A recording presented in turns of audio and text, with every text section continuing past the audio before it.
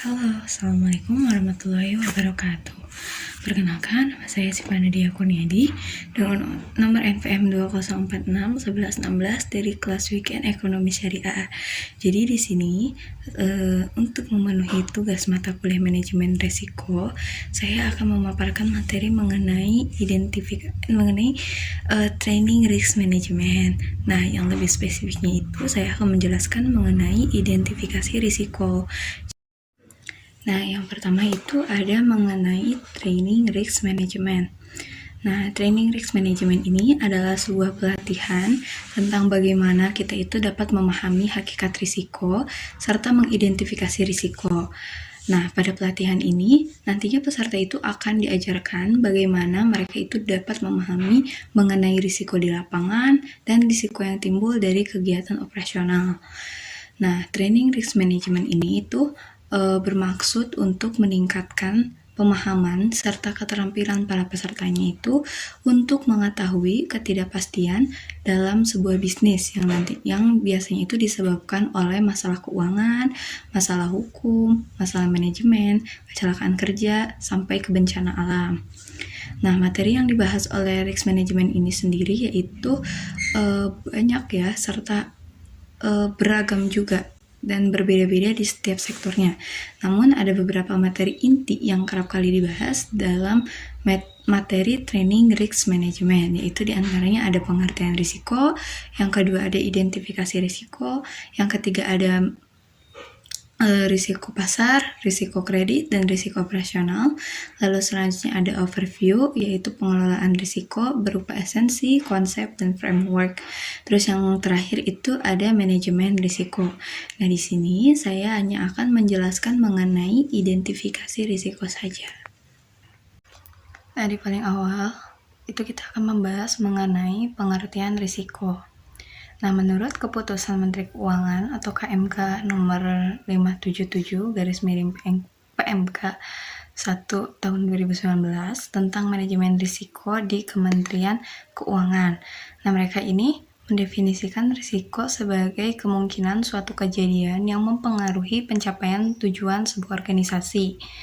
Nah, dalam KMK ini itu definisinya itu sedikit berbeda dengan definisi risiko pada peraturan yang sebelumnya, yaitu PMK nomor 171/PMK 1 tahun 2016, di mana KMK ini hanya menyatakan kalau risiko ini didefinisikan sebagai peristiwa yang berdampak negatif saja. Nah, perubahan makna ini juga mengikuti standar dari ISO internasional, di mana risiko ini dapat menjadi hasil yang bermakna negatif, tapi bisa juga bermakna positif, di mana risiko dalam konteks negatif itu berarti risiko, sedangkan dalam konteks positif dinamakan opportunity. Nah, risiko paling besar dari peluang ini itu dapat berupa opportunity loss, yaitu situasi kerugian karena hilangnya peluang untuk keuntungan di masa yang akan datang. Karena hal ini itu bisa disebabkan oleh kelalaian pada waktu atau momen tertentu. Nah, risiko ini erat kaitannya dengan hal-hal yang tidak menyenangkan, dengan hal-hal yang negatif, sehingga sangat penting untuk tetap berhati-hati dan tetap melakukan perhitungan yang akurat serta benar dalam kegiatan dalam segala bidang kehidupan, baik itu individu, organisasi, perusahaan, dan institusi. Mereka itu harus siap menghadapi kerugian serta risiko yang nantinya akan berdampak buruk pada mereka. Nah, oleh karena itu, manajemen risiko ini sangat diperlukan untuk menghadapi berbagai kontingensi dalam kehidupan untuk menjaga risiko tersebut. Nah, sekarang kita masuk ke materi mengenai identifikasi risiko. Nah, ada banyak sekali risiko yang bisa saja dihadapi oleh perusahaan nirlaba maupun organisasi nirlaba atau juga individu. Nah, oleh karena itu, menurut Dermawi pada tahun 2008, beliau ini memaparkan bahwa langkah pertama dalam proses manajemen risiko adalah langkah mengidentifikasi risiko tersebut. Nah, langkah pertama ini tuh sangat-sangat penting dan tidak hanya untuk manajemen risiko tradisional saja yang fokusnya itu hanya pada risiko murni, tetapi juga untuk manajemen risiko bisnis atau manajemen risiko terintegrasi yang fokusnya itu lebih luas dan tidak hanya pada risiko murni, tetapi juga pada risiko finansial, risiko operasional, kegiatan strategis yang nantinya itu bertujuan untuk meningkatkan nilai sebuah perusahaan. Nah, identifikasi risiko ini adalah suatu proses sistematis dan berkelanjutan untuk mengidentifikasi potensi risiko atau kerugian pada aset, kewajiban, dan perusahaan, serta karyawan. Nah, proses mengidentifikasi risiko ini tuh mungkin adalah proses yang paling penting karena dengan mengidentifikasi risiko, semua risiko yang mungkin ada atau mungkin terjadi dalam proyek itu bisa dilewat atau bisa diselesaikan. Nah, menurut Dharma Wilagi tahun 2008, beliau menyatakan kalau proses identifikasi risiko itu harus dengan hati-hati dan komprehensif agar tidak ada risiko yang terlewatkan nantinya atau tidak teridentifikasi. Nah, risiko ini dapat diidentifikasi menggunakan sejumlah teknik, termasuk yang pertama ada brainstorming, lalu ada questionnaire, industry benchmarking, skenario analysis, terus risk assignment, dan workshop. Nah, selanjutnya di sini ada sumber informasi risiko. Nah, sumber informasi risiko ini yang pertama ada berupa dokumen internal. Nah, dokumen internal ini berupa laporan keuangan, strategi, rencana, standar dan prosedur operasional, catatan personel, memo, dan lain sebagainya. Nah, tujuan utamanya penelitian ini itu adalah untuk mengidentifikasi risiko, tetapi seringkali tidak semua dokumen ini terorganisir dengan baik. Lalu yang kedua ada dokumen asing, misalnya seperti surat kabar, majalah, data publikasi, statistik keuangan, dan sumber-sumber lainnya. Nah, manajer di sini tuh harus dapat memilah serta memilih informasi yang penting bagi bisnis mereka. Lalu yang ketiga juga ada pihak internal perusahaan, misalnya seperti karyawan mereka yang telah mengoperasikan suatu mesin selama bertahun-tahun. Nah, mereka ini mungkin merupakan pemasok yang memenuhi syarat. Nah, masalahnya karyawan ini tuh sering tersembunyi dan melihat bahwa semakin tinggi risiko di tempat kerja mereka, maka semakin buruk pekerjaan mereka ini. Dan sebenarnya hal ini tuh benar-benar salah. Tidak ada hubungan antara risiko dan kualitas pekerjaan. Lalu yang terakhir itu ada entitas eksternal perusahaan, misalnya seperti konsumen, pemasok, pengamat, pakar, pesaing, dan lain-lain. Nah, diskusi mengenai entitas eksternal ini terfokus dengan para ahli yang berpengalaman. Nah, kualifikasi profesionalnya itu berupa kontak teratur dengan risiko yang diklasifikasikan sebagai berbahaya, lalu yang mempengaruhi atau yang dapat mempengaruhi orang-orang di sekitarnya seperti atasan atau koleganya. Lalu ada juga seorang ahli dalam bidang keilmuan yang bersangkutan.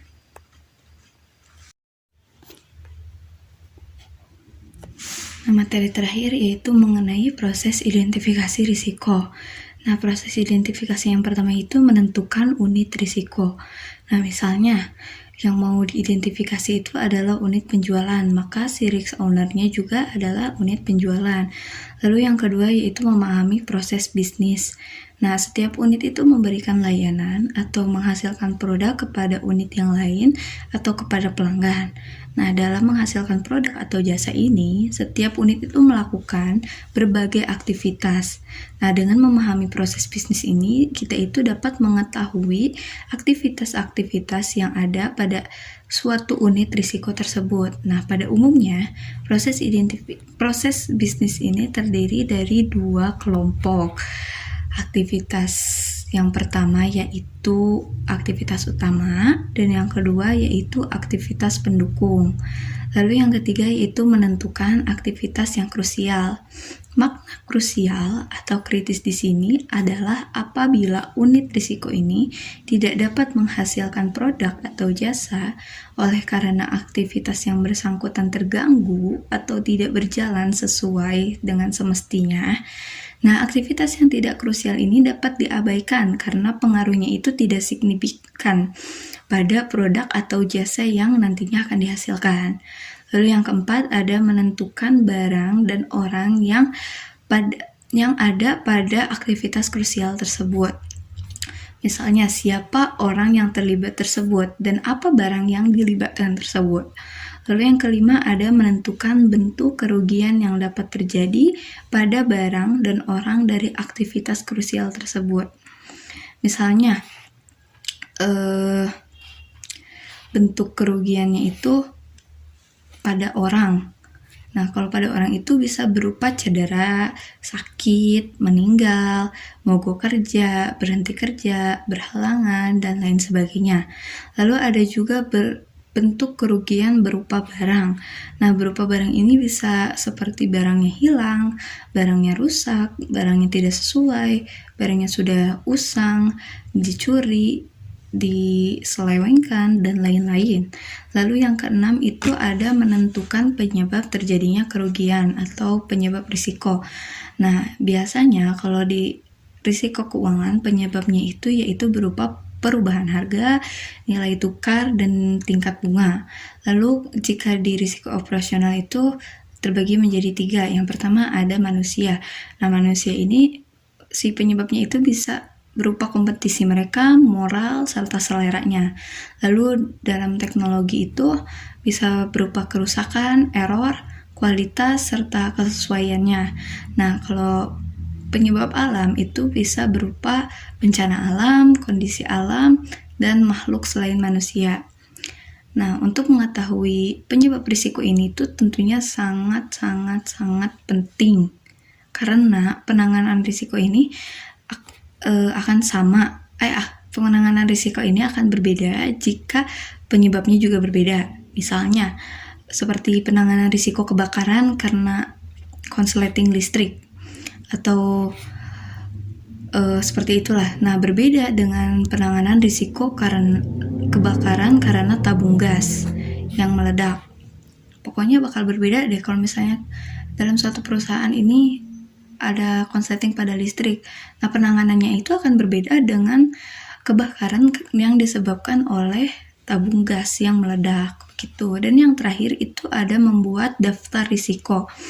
Nah, membuat daftar risiko ini berisi 2 hal penting, yakni pernyataan risiko dan penyebab risiko. Untuk mengetahui apa itu sebuah risiko, ingat kembali 3 karakteristik risiko.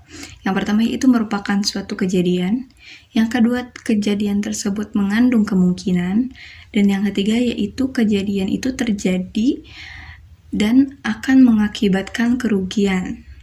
Begitu. Jadi, sekian pemaparan materi mengenai identifikasi risiko dari saya. Wassalamualaikum warahmatullahi wabarakatuh.